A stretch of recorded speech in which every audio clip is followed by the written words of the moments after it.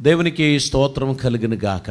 ఉదయకాల సమయం ప్రభుని ఆరాధించడానికి, ఆయన నామమును కీర్తించడానికి, ప్రభు చేత మనకు అనుగ్రహింపబడిన శ్రేష్టమైన సమయం కొరకు దేవునికి స్తోత్రం చెల్లిద్దాం.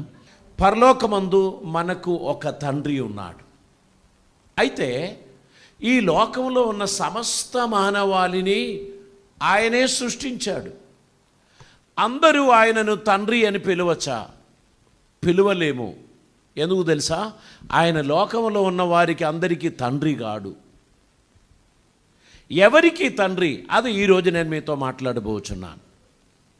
లోకంలో ఉన్న సమస్త మానవాళికి ఆయన సృష్టికర్త, అందరినీ సృష్టించినవాడు. అయితే ఎవరికి ఆయన తండ్రి అనేటువంటిది మనం ఈరోజు ధ్యానం చేయబోచున్నాం. మత్తయి సువార్త 7వ అధ్యాయం 21వ వచనంలో ఒక మాట ఇలా ఉంది: నన్ను ప్రభువా ప్రభువా అని పిలుచు ప్రతి వాడును పరలోక రాజ్యంలో ప్రవేశింపడు గాని పరలోకమందున్న నా తండ్రి చిత్త ప్రకారము చేయువాడే ప్రవేశించును. ఇక్కడ పరలోకమందున్న తండ్రిని గురించి యేసు ప్రభు వారు తెలియపరుస్తున్నారు. ఆయన చిత్తం నెరవేర్చు వారందరూ పరలోకములో ప్రవేశిస్తారు. లోకములో పుట్టిన ప్రతి మానవుడు పరలోకములో ప్రవేశింపడు, మరియు నన్ను ప్రభువా ప్రభువా అని పిలుచువారు కూడా ప్రవేశింపడు. ఎవరు ప్రవేశిస్తారు? పరలోకమందున్న నా తండ్రి చిత్త ప్రకారం చేయువాడే ప్రవేశిస్తాడు. అపోస్తల కార్యం 17వ అధ్యాయం 24 నుంచి కొన్ని వచనాలు మనం చదువుదామండి. జగత్తును అందలి సమస్తమును నిర్మించిన దేవుడు, జగత్తును అందులోనున్న సమస్తమును నిర్మించిన దేవుడు తానే ఆకాశమునకును భూమికిని ప్రభువై ఉన్నందున హస్తకృతములైన ఆలయములో ఆయన నివసింపడు. ఆయన అందరికిని జీవమును ఊపిరిని సమస్తమును దయచేయువాడు గనుక తనకు ఏదైనను కొదువై ఉన్నట్టు మనకు ఏదైనను కొదువై ఉన్నట్లు మనుషుల చేతులలో సేవింపబడువాడు కాడు. మరియు యావత్ భూమి మీద కాపురముండుటకు ఆయన ఒకని నుండి ప్రతి జాతి మనుషులను సృష్టించి వారు ఒకవేళ దేవునిని తలపులాడి కనుగొందురేమో అని తన్ను వెతుకు నిమిత్తము నిర్ణయ కాలమును వారి నివాస స్థలము యొక్క పొలిమేలను ఏర్పరచాడు. ఇక్కడ దేవుడు ఇంకా ఆశతో కనిపెడుతున్నాడు. ఆయన సృష్టించిన మనుషులందరూ ఆయనను కనుగొందురేమో, ఆయనను తెలుసుకుందరేమో అని ఆయన వారి కొరకు కనిపెట్టుచున్నాడు అని అంటున్నారు. సృష్టికర్త అయిన దేవుడు మనుషుల చేత సేవింపబడిన వాడు కాడు. ఆయన ఆదిని కలుగజేసిన వాడు, ఆదికి ముందున్నవాడు ఆయన. అనగా మనం ఆయనను ఏమని పిలుస్తాం? అనాది కాలమందు శాశ్వతముగా నిలిచి ఉండు మన దేవుడు. ఈ దేవుడు సమస్త మానవాళిని సృష్టించాడు. మానవునికి జంతువుకు తేడా ఏంటి? జంతువు నిద్రపోతుంది, జంతువు లేస్తుంది, జంతువు ఆహారం తింటుంది, జంతువు పరిగెడుతుంది, అంతే. అంతకు మించింది ఏమీ లేదు. జంతువుకు తల్లి ఎవరు, తండ్రి ఎవరు, సహోదరుడు ఎవరు అనే ఆ ఆలోచన శక్తి లేదు. మానవునికి మాత్రం దేవుడు ఆలోచించినట్లు ఆలోచించే శక్తినిచ్చాడు, నిర్ణయం తీసుకోవడానికి ఉన్న అధికారం ఇచ్చాడు. అందుకే దేవుడు సమస్త అధికారమును మానవునికి ఇచ్చి తన పోలిక చొప్పున తన స్వరూపమందు అతని చేశాడు. మానవుని స్వరూపం, దేవుని స్వరూపం అని చెప్తే ఈ 6 అడుగుల శరీరం అని మీరు అనుకోవద్దు. దేవుని సాదృశ్యం అని చెప్పిన దానిలో ఏమున్నది? దేవుని ఊపిరి, మానవుని నాసికారంధ్రములో మాత్రమే ఊదాడు. జంతువుల నాసికారంధ్రంలో దేవుడు తన శ్వాస ఊదలేదు. కలుగునుగాక అన్నాడు. అవన్నీ కలిగినది. సమస్త జంతువులు కలుగునుగాక, ఆకాశ పక్షులు కలుగునుగాక, సమస్త మత్స్యములు కలుగునుగాక అని చెప్పినప్పుడు అవన్నీ రకరకాలైన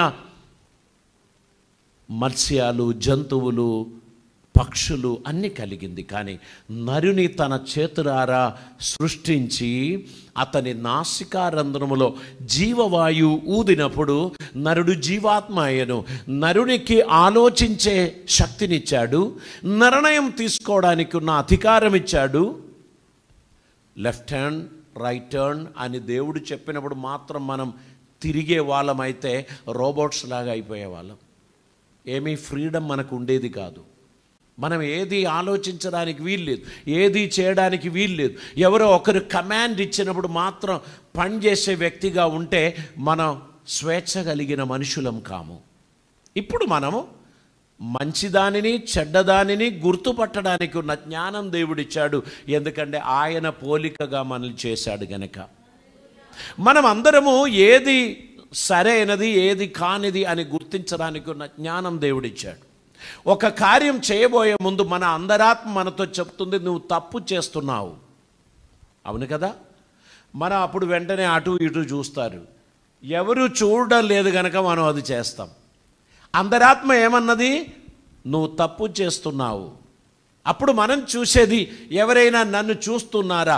ఎవరు నన్ను చూడడం లేదు కనుక నా తప్పు పర్వాలేదని నేను నిర్ణయించుకున్నాను. That is my decision. కానీ అంతరాత్మతో ఎవరు కనెక్ట్ అయి ఉన్నారు? దేవుడు కనెక్ట్ అయి ఉన్నాడు. ఆ దేవుడే మన మనసాక్షితో చెప్పాడు, ఇది రైట్ కాదు, దిస్ ఈస్ రాంగ్. మనం అప్పుడు ఎవరిని చూసాం?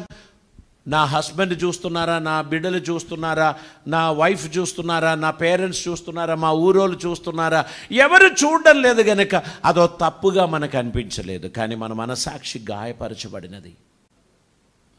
దేవుడు సమస్త మనుషులకు మనసాక్షినిచ్చాడు. సమస్త మనుషులకు నిర్ణయాలు తీసుకోవడానికి ఉన్న అధికారం ఇచ్చాడు. కానీ అందరికీ ఆయన తండ్రి అని మీరు అనుకోకూడదు. అందరికీ ఆయన తండ్రి కాడు.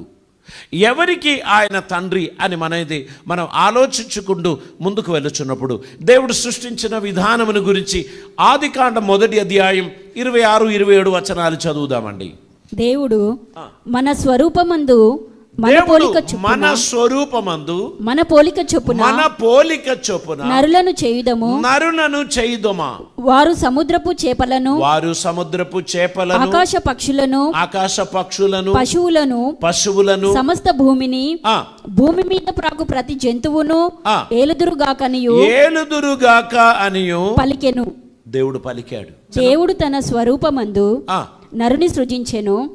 దేవుని స్వరూపమందు వాణ్ణి సృజించెను. స్త్రీని గాను పురుషుని గాను వారిని సృజించెను. ఇది 1వ అధ్యాయం. 2వ అధ్యాయం 18వ వచనంలో దేవుడు అంటున్నాడు, నరుడు ఒంటరిగా ఉండుట మంచిది కాదు. సృష్టించినప్పుడు దేవుడు వారిని స్త్రీని గాను పురుషుని గాను సృష్టించారు. 2వ అధ్యాయంలోనికి వచ్చినప్పుడు నరుడు ఒంటరిగా ఉండుట మంచిది కాదు, నేను అతనికి సాటి అయిన సహాయమును చేసుకొందునని దేవుడు అనుకున్నాడు. అతనికి గాఢ నిద్ర కలుగజేసి అతని ప్రకటి ఎముకను తీసి మాంసం పొదిగించి ఒక స్త్రీనిగా మార్చి తన దగ్గరికి తీసుకొచ్చారు. సమస్త భూజంతువులకు ఆకాశ పక్షులకు పేరు పెట్టిన ఆదం ఈ స్త్రీని చూడగానే, ఆహా, నా ఎముకలలో ఎముకయు నా మాంసములో మాంసము, నీవు నరునిలో నుండి తీయబడిన గనక నీకు నారీ అని అనబడును అని ఆయన ఒక కవిత్వం పాడాడు. ఏ పక్షిని చూసి కూడా అలా చెప్పలే, ఏ జంతువును చూసి కూడా అలాగా చెప్పలేదు. ఆ స్త్రీ రూపమును చూచినప్పుడు నా ఎముకలలో నుండి ఒక ఎముకయు, నా మాంసములో నుండి మాంసము అని ఆయన కవిత్వం పాడి ఆ స్త్రీని తన సొత్తుగా, తన సొంతంగా చేర్చుకున్నాడు. ఇదే దేవుడు చేసినటువంటి కార్యం. ఇంకా దేవుడు మానవులందరినీ ఈక్వల్గా చేశాడు అని బైబిల్ చెప్తున్నారు. చూద్దామండి, రోమాపత్రిక 2వ అధ్యాయం 11వ వచనాన్ని మనం చదువుదాం. రోమాపత్రిక 2వ అధ్యాయం 11వ వచనం. దేవునికి పక్షపాతము లేదు, దేవునికి పక్షపాతం లేదు, ధర్మశాస్త్రము లేక పాపము చేసిన వారికి ధర్మశాస్త్రము లేకయే నశించెదరు. వారు ధర్మశాస్త్రం లేకయే నశించెదరు. ధర్మశాస్త్రము కలిగిన వారై పాపము చేసిన వారందరూ ధర్మశాస్త్రానుసారముగా తీర్పు పొందుదురు.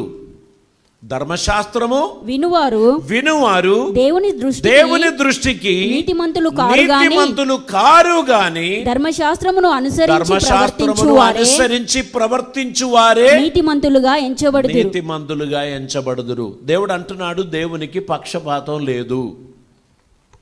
దేవుడు ఎవరి ముఖం చూడరు. ధర్మశాస్త్రం లేనప్పుడు పాపం చేసిన వాణ్ణి ధర్మశాస్త్రం లేకుండానే తీర్పులోనికి నడిపిస్తాడు. ధర్మశాస్త్రం ఇచ్చిన తర్వాత పాపం చేసిన వానికి ధర్మశాస్త్రానుసారమైన తీర్పును తీరుస్తాడు. ఏ భేదము లేదు, అందరూ సమానం అని దేవుడు అంటున్నాడు. ఇంకా చూద్దామండి, ఎఫెసీయులకు రాసిన పత్రిక 6వ అధ్యాయం 9వ వచనాన్ని మనం చదువుదాం. యజమానులారా మీకును వారికిని యజమానుడైన వాడు ఒకడు పరలోకమందున్నాడని ఆయనకు పక్షపాతం లేదని ఎరిగిన వారై వారిని బెదిరించుటమాని ఆ ప్రకారమే వారి ఎడల ప్రవర్తించుడి. యజమానులారా, టీమ్ లీడర్స్, మీ ఎగ్జిక్యూటివ్స్ను మీరు కలవరపరచి, తిట్టి, కోపపడి, బూతులు పలికి వాళ్ళతో పని చేపిస్తూ మీరు ఎయిర్ కండిషన్ రూములో కూర్చొని మీ బెనిఫిట్స్ పొందుతున్నటువంటి యజమానులారా, మీకును వారికిని ఒక యజమానుడు పరలోకమందున్నాడు అని గ్రహించి వారి ఎడల దయ చూపండి అని అంటున్నారు. దేవునికి స్తోత్రం. ఇది దేవుడు ఎవరికి చెప్తున్నారు? అందరికీ చెప్తున్నారు.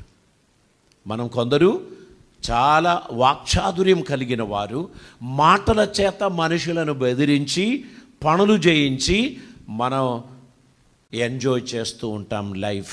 కానీ దేవుడు చెప్తున్నాడు, ఇదొక టీం వర్క్. మీరు బాస్గా ఉండే మీ సబార్డినేట్స్ అందరినీ కలుపుకుంటూ ఒక టీం వర్క్ చేయాల్సినటువంటి అవసరత ఉంది. ఒకప్పుడు బ్యాంకులో మీరు వెళితే చీఫ్ మేనేజర్ అనేటువంటి ఒక క్యాబిన్ కనిపించేది. ఆ చీఫ్ మేనేజర్ ఎల్లప్పుడూ కూడా ఆ చైర్లో ఉండేవాడు. ఇప్పుడు మీరు బ్యాంకుకు వెళ్ళండి, ఆ చీఫ్ మేనేజర్ క్యాబిన్ ఎల్లప్పుడూ ఖాళీగా ఉంటాయి. కారణం ఏంటంటే ఆ తెలివి కలిగిన మేనేజర్ వచ్చి ఈ స్టాఫ్ మధ్యలో తనకొక చైర్ ఏర్పాటు చేసుకొని వారితో ఇంటరాక్షన్ చేసుకుంటూ ఆ పనులు చేయడం బట్టి ఈ టీం అందరికీ ఒక కొత్త చైతన్యం, కొత్త ఉత్సాహం వచ్చేసింది. ఆ వర్క్ చాలా ఎఫిషియెంట్గా చేస్తున్నారు. ఇది ఎవరు చేస్తారు తెలుసా? ఇప్పటి మోడర్న్ బ్యాంకింగ్ సిస్టమ్ కొనసాగించేవారు. ఆ ఓల్డ్ బ్యాంకింగ్ సిస్టంలో ఉన్నటువంటి మేనేజర్ అక్కడ ఉండి బెల్లు కొడతారు, ట్రెంగ్ ట్రెంగ్. వెంటనే ఒకరు పరిగెడుతూ వస్తారు, ఆయనకేదో కమాండ్ ఇస్తాడు, ఆయన అక్కడి నుంచి అడిపోతాడు ఇడిపోతాడు, ఏదో ఒక పని చేస్తూ ఉంటాడు. అందరినీ బెదిరించి పని చేపించేవాళ్ళు. ఇప్పుడు అలా కాదు. బుద్ధిమంతుడైన మేనేజర్ వర్కర్స్ మధ్యలో ఉండి వారితో చాటింగ్ చేసుకుంటూ తన పనులు చేస్తూ నవ్వుతూ జోకులు వేస్తూ హ్యాపీగా ఆ 8 గంటలు ఎలా పోయిందో వారికి తెలియకుండా వారి పనులు చేస్తున్నారు. వారి బుద్ధిమంతులు. ఇప్పటి కార్పొరేట్ ఆఫీసెస్లో కూడా ఇటువంటి మనుషులు ఉన్నారు. నేను వీక్గా ఉన్నాను, ఈరోజు నాకు హెడేక్గా ఉన్నది అని ఒక స్టాఫ్ చెప్తే పర్వాలేదు, ఆ పక్క రూములో వెళ్ళి కాసేపు రెస్ట్ తీసుకొని రా, ఒక 1 అవర్ రెస్ట్ తీసుకో అని చెప్పి పంపించే మేనేజర్స్ తెలివి కలిగిన వాళ్ళు. వెంటనే తిట్టి, బుద్ధి లేదు, ఊరికే నీకు తలనొప్పి అని చెప్పి అలా చేస్తే ఆ స్టాఫ్ ఏమైపోతారు తెలుసా? కృంగిపోతారు. ఈ మూర్ఖుడు ట్రాన్స్ఫర్ అయితేనే బాగుండేదని అనుకుంటూ ఉంటారు. ఈ కాలంలో చిరునవ్వుతో పనులు చేయించడం, కలిసి పని చేయడం ఇదొక అద్భుతమైన టీం వర్క్. దేవుడు మనలని సమానంగా చేశాడు. దేవునికి పక్షపాతం లేదు. దేవుడు అందరినీ కూడా ఆదరించడానికి ఇష్టపడుచున్నాడు. 1 పేతురు గ్రంథం 1వ అధ్యాయం దాని 17వ వచనం ఒకసారి చదువుదామండి. 1 పేతురు గ్రంథం 1వ అధ్యాయం 17వ వచనం. పక్షపాతం లేకుండా క్రియలను బట్టి ప్రతివానిని ప్రతివానికి తీర్పు తీర్చువాడు తండ్రి అని మీరు ఆయనను ప్రార్థన చేయుచున్నారు గనుక మీరు పరదేశులై ఉన్నంత కాలము భయముతో గడుపుడి. మన తండ్రి పక్షపాతం లేనివాడు. ఇంకొక ప్రత్యేకత కూడా ఉంది. రోమాపత్రిక 3వ అధ్యాయం 23వ వచనంలో మనం చదువుచున్నాం, ఏ భేదము లేదు, అందరూ పాపము చేసి దేవుడు అనుగ్రహించు మహిమను పొందలేకపోవచ్చున్నారు. ఏ భేదము లేదు, అందరూ పాపము చేసి దేవుడు అనుగ్రహించు మహిమను పొందలేకపోవచ్చున్నారు. కనుక సర్వమానవాళిని ఒకే త్రాసులో దేవుడు కొలుస్తున్నారు. ఒకే కొలమానముతో దేవుడు కొలుస్తున్నారు. దేవుడు అంటున్నారు, అందరూ పాపం చేసి దేవుని కృప పొందలేకపోవచ్చున్నారు అని దేవుడు సర్వమానవాళికి ఈక్వల్ స్టాటస్ ఇచ్చి వారికి అందరికీ రక్షణ పొందడానికి, అందరికీ పాప విముక్తి పొందడానికి ఒక ఆప్షన్ ప్రభు అనుగ్రహించారు. 6వ అధ్యాయం 23వ వచనంలో మనం చదువుచున్నాం రోమాపత్రిక, ఏలయనగా పాపము వలన వచ్చు జీతం మరణము, అయితే దేవుని కృపావరము మన ప్రభువైన క్రీస్తు యేసునందు నిత్య జీవము. చూడండి, అందరూ సమానముగా పాపమునకు బానిసలైపోయారు. దేవునికి పక్షవాదం ఏం లేదు. వీళ్ళు మా వాళ్ళు, వాళ్ళు మీ వాళ్ళు అని చెప్పడానికి ఏం లేదు. సర్వమానవాళిని సృష్టించిన దేవుడు సర్వమానవాళి కొరకు రక్షణను ఓపెన్ చేశాడు. అందుకోసం ఏం చేశాడు? యేసుక్రీస్తుని ఈ లోకంలోనికి పంపాడు. యోహాను సువార్త 3వ అధ్యాయం 16వ వచనంలో మనం చదువుచున్నాం, దేవుడు లోకమును ఎంతో ప్రేమించను కాగా ఆయన తన అద్వితీయ కుమారునిగా పుట్టిన వాని యందు విశ్వాసముంచు ప్రతివాడును నశింపక నిత్య జీవం పొందినట్లు ఆయనను అనుగ్రహించను. ఎవరికి అనుగ్రహించారు? సర్వలోకానికి అనుగ్రహించారు. ఇక్కడ పక్షపాతం లేదు, దేవునికి పక్షపాతం లేదు. సర్వమానవాళి రక్షింపబడాలని తన ప్రియ కుమారుని ఆయన రుక్తినిగా చేశాడు, పాపముగా చేశాడు, ప్రాయశ్చిత్తముగా చేశాడు. యేసుక్రీస్తునందు విశ్వాసముంచుచున్న సమస్త మానవాళికి తండ్రిని అబ్బా నాయనా అని పిలవడానికి ఉన్న అధికారం దేవుడు అనుగ్రహించాడని చెప్తున్నారు. చూడండి, యేసుక్రీస్తు పరిచర్య చేయుచున్నటువంటి కాలంలో కొందరు ఆయన దగ్గరికి వచ్చినప్పుడు ఆయన సహోదరులు కూడా ఆయన దగ్గరికి వచ్చారు. లూకా సువార్త దాని యొక్క 13వ అధ్యాయం 29వ వచనం చదవండి. మరియు జనులు తూర్పు నుండి పడమట నుండి ఉత్తరము నుండి దక్షిణము నుండి వచ్చు దేవుని రాజ్యమందు కూర్చుందురు. దేవునికి స్తోత్రం. ఇక్కడ ఏమంటున్నారు? దేవునికి పక్షపాతం లేదు. తూర్పు వాళ్ళందరినీ రక్షిద్దాం, పడమటి వారందరినీ రక్షిద్దాం, లేదా ఉత్తర దిక్కున ఉన్న వారిని రక్షిద్దాం అని దేవుడు అనుకోలేదు. ఏమంటున్నారు? మరియు జనులు తూర్పు నుండి పడమటి నుండి ఉత్తరము నుండి దక్షిణము నుండి వచ్చి దేవుని రాజ్యమందు కూర్చుందురు. దేవునికి స్తోత్రం. ఈ ఆప్షన్ అందరికీ దేవుడిచ్చాడు. ఇంకా మనం చూసినట్లయితే గలతీ పత్రిక 3వ అధ్యాయం దాని యొక్క 28వ వచనం చదువుదాం. ఇందులో యూదుడని గ్రీసు దేశస్థుడని లేదు, దాసుడని స్వతంత్రుడని లేదు, పురుషుడని స్త్రీ అని లేదు, యేసుక్రీస్తునందు మీరందరూ ఏకముగా ఉన్నారు. దేవునికి స్తోత్రం. దేవుడు యేసుక్రీస్తుని ఈ లోకములోనికి అనుగ్రహించి మన అందరికీ సమానముగా ఆయనను యాక్సెప్ట్ చేయడానికి ఉన్న అధికారం దేవుడిచ్చాడు. యూదుడని లేదు, గ్రీసు దేశస్థుడని లేదు, ప్రతి వారికి యేసుక్రీస్తు ద్వారా తండ్రి దగ్గరికి రావడానికి ఉన్న ఒక స్వేచ్ఛ, అధికారం దేవుడు అనుగ్రహించాడు. కొలస్సీ పత్రిక 3వ అధ్యాయం 11వ వచనాన్ని మనం చదువుదామండి. ఇట్టి వారిలో గ్రీసు దేశస్థుడని యూదుడని భేదము లేదు, సున్నతి పొందుటయని సున్నతి పొందకపోవుటయని భేదము లేదు. ఇక్కడ చూడండి, సున్నతి పొందుటయని సున్నతి పొందకపోవుటయని భేదం లేదు. పరదేశి అని సిదియనుడని దాసుడని స్వతంత్రుడని లేదు గాని, ఇక్కడ దాసుడని, స్వతంత్రుడని, పరదేశి అని, సిథియుడని ఏమీ భేదం లేదు గాని క్రీస్తే సర్వమును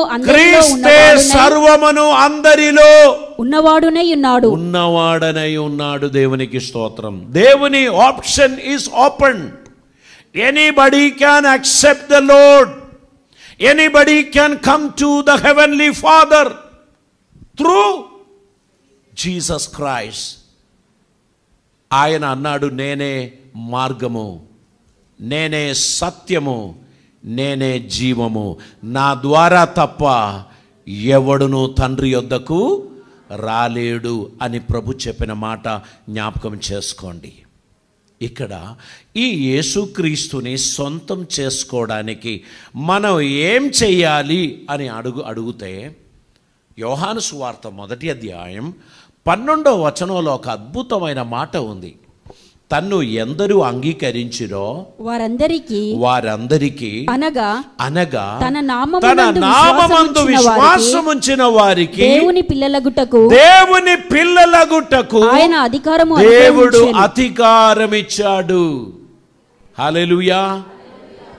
ఈ అధికారము దేవుడు ఎవరికి ఇచ్చారు? సర్వమానవాళికి ఇచ్చారు. తన్ను ఎందరూ అంగీకరిస్తారో, Lord I accept you as my personal saviour and Lord. ఇది మీకు లేదు, మాకే. మేము ఉన్నత స్థాయిలో ఉన్న వాళ్ళం, మాకు మాత్రమే ఆ అంగీకారము అని చెప్తే చాలామంది తృణీకరింపబడేవారు. దేవుడు కులమును ఏర్పాటు చేయలేదు, మీరు అందరూ గుర్తుపెట్టుకోండి. దేవుడు మతమును స్థాపించలేదు. మానవుని దేవుడు పుట్టించాడు, మానవునికి ఆయన దేవుడై ఉన్నాడు. గనక ఏ మనిషి అయినా పరలోకపు తండ్రి సన్నిధికి రావడానికి ఒకటే ఆప్షన్, మానవుల పాప పరిహారార్థమై కలువరు సిలువలో ప్రాణం పెట్టిన ఆ ప్రాణనాథుని ద్వారా తండ్రి యొద్దకు వెళ్ళాలి. ఆయన చెప్పాడు, నేనే మార్గము, నేనే సత్యము, నేనే జీవము, నా ద్వారా తప్ప ఎవడును తండ్రి యొద్దకు రాలేడు అని చెప్పినటువంటి వాక్యమును అంగీకరించి యేసుక్రీస్తును సొంతం చేసుకుంటున్న వారు ఆటోమేటిక్గా తండ్రికి బిడ్డలైపోతున్నారు. నన్ను చూచిన వాడు నా తండ్రిని చూచి ఉన్నాడు, నేను నా తండ్రిలోను ఆయన నాలోను ఉన్నాడని ఆయన తెలియపరిచాడు. యేసుక్రీస్తునందు విశ్వాసం ఉంచుచున్న తన బిడ్డలకు పరమ తండ్రితో గొప్ప సహవాసం, శాశ్వతమైన సహవాసం దేవుడు ఏర్పరచుకున్నాడు. ఇప్పుడు మనం ఆయనను తండ్రి అని పిలవడానికి అర్హులమయ్యాం. ఎందుకని?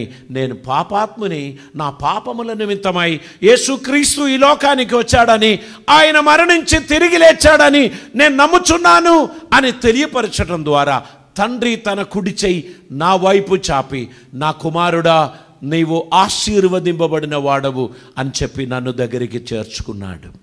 ఈ గొప్ప ధన్యత దేవుడు నాకు ఇవ్వటానికి కారకుడు మన మధ్యవర్తి అయిన యేసు ప్రభు ఒక్కడే. దేవుడు ఒక్కడే, దేవునికి మానవునికి మధ్యవర్తి ఒక్కడే. ఇంకా మిగిలినవన్నీ డూప్లికేట్లే. ఏ పేరైనా మీరు చెప్పండి, అవన్నీ డూప్లికేట్లు. అది ఏది కూడా మధ్యవర్తులు గారు. బైబిల్ చెప్తున్నారు, దేవుడు ఒక్కడే, దేవునికి మానవునికి మధ్యవర్తి ఒక్కడే, ఆయన మన ప్రభు అయిన యేసుక్రీస్తు. ఎందుకని? ఆయన 33.5 సంవత్సరాలలో తన విలువైన ప్రాణం మన కోసం అర్పించాడు. తన విలువైన రక్తం మన పాపములను కడిగివేయడానికి ఆయన దారబోశాడు. అటువంటి వారు ఇంకొకరు ఈ ప్రపంచంలో ఎక్కడా లేరు.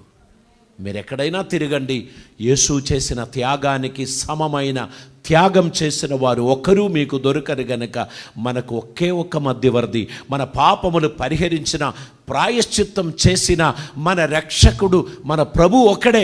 ఆయన ద్వారా తండ్రిని వేడుకోవడానికి, తండ్రిని సమీపించడానికి మనకు కృప అనుగ్రహించారు. ఈ విషయంలో మీకున్న డౌట్స్, మీకున్న ఆ అయోమయత్వం అది తొలగిపోవాలి. మీరందరూ క్లారిటీగా, ఓహో ఈరోజు నేను ఈ సత్యాన్ని అర్థం చేసుకున్నాను అని అనుకున్నట్లయితే మళ్ళీ నువ్వు పోయి ఆ కాడి క్రింద చిక్కిపోవద్దు. బైబిల్ చెప్తున్నారు, మీరు సత్యం గ్రహింతురు, సత్యం మిమ్మల్ని స్వతంత్రులుగా చేస్తారు. పరిశుద్ధాత్మ వచ్చినప్పుడు ఆయన మిమ్మల్ని సర్వ సత్యములోనికి నడిపిస్తాడు. ఈ సత్యం గ్రహించిన తర్వాత ఇంకా నీ దాస్యమును కాడి క్రింద ఎలా ఉండగలుగుతావు? ఈ సత్యమేనాడు నీ హృదయానికి తేటగా తెలపబడిందో ఆ రోజు నీ హృదయం దేవునికి అంకితం చేయాలి. ఆయన నీ హృదయములోనికి వచ్చి నిన్ను అద్భుతంగా నడిపించడానికి ఆయన ఇష్టపడుచున్నాడు. దేవునికి స్తోత్రం. ప్రభు సన్నిధిలో సమర్పిద్దాం, తల్లు వంచుదాం, ప్రార్థన చేద్దాం. ప్రభువా, నేను నీ సన్నిధికి వచ్చుచున్నాను, నా జీవితం నీకు అంకితం చేస్తున్నాను. ఇంత మంచి తండ్రి నా కోసం ఉన్నాడని తెలియపరిచినందుకు స్తోత్రం. నీ అడుగుజాడలో నడిచే ధన్యత నాకు దయచేయండి. నిన్ను డిసప్పాయింట్ చేయకుండా, నిరాశపరచకుండా, నీకు ప్రియమైన కుమారునిగా, కుమార్తెగా నడవడానికి నాకు సహాయం చేయండి అని ప్రార్థన చేయండి. పరిశుద్ధుడైన తండ్రి, కృపామయుడా, నీకే వందనాలు. యేసుక్రీస్తు ద్వారా మాకు అనుగ్రహించిన ఈ గొప్ప స్వాతంత్ర్యమును బట్టి నీకు వందనాలు. దత్తపుత్రత్వపు ఆత్మను బట్టి నీకు వందనాలు. మా జీవితంలో నీవు చేసిన అద్భుతమైన మేలుల కొరకై నీకు వందనాలు. మేము నిన్ను స్తుతిస్తూ ఉన్నాం. కరుణించి కాపాడి నీ రాకడ పర్యంతం నమ్మకస్తులుగా మమ్మల్ని నిలబెట్టుమని ప్రార్థిస్తున్నాం. కృపలతో నింపమని, అద్భుతములు జరిగించమని, మీ సాక్షులుగా మమ్మల్ని వాడుకొనమని, నీ దీవెన మా జీవితంలో అనుగ్రహించమని యేసయ్య పవిత్ర నామమున అడిగి ప్రార్థిస్తూ ఉంటున్నాం పరమ తండ్రి. ఆమేన్.